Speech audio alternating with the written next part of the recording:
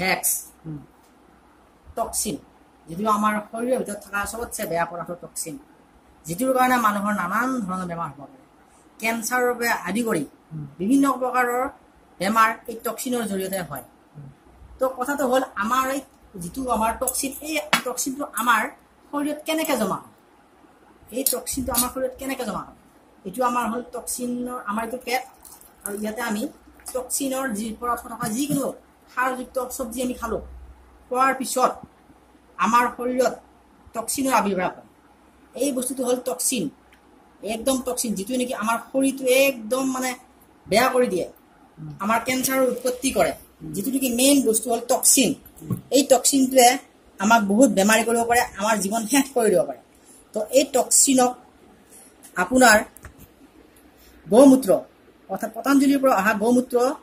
পতঞ্জলি আশ্ৰমৰ পৰা অহা গৌমূত্ৰই এই টক্সিনটো নোহোৱা কৰি দিব পাৰিব আপোনাৰ শৰীৰৰ পৰা টক্সিনটো নোহোৱা কৰি দিব পাৰিব আপুনি চাওক আমি অকল 1 চামুচ গৌমূত্ৰ যিটো নেকি শুদ্ধভাৱে তৈয়াৰ কৰা গৌমূত্ৰ শোধন কৰি তৈয়াৰ কৰা গৌমূত্ৰ আমি 1 চামুচ খাই দিলোঁ খাই দিয়াৰ পিছত আমি দেখা পালোঁ যে টক্সিনটো আৰু অকণ লাগিব পৰিমাণটো বেছি হৈছে চাওক আমি নিতৌ যদি এনেকৈ 1 চামুচকৈ যদি খাই থাকোঁ তো খাই থাকোঁতে আমাৰ শৰীৰৰ পৰা যিটো টক্সিন আছে সেই টক্সিনটো নোহোৱা হৈ যাব আমাৰ শৰীৰটো সম্পূৰ্ণভাৱে সুস্থ হৈ যাব যদি এজন কেঞ্চাৰ ৰোগীও যদি এই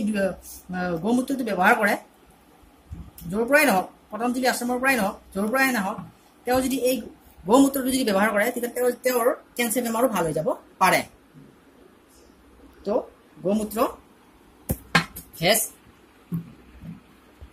ভেজ টক্সিন গৌমূত্ৰ ইজ উইনাৰ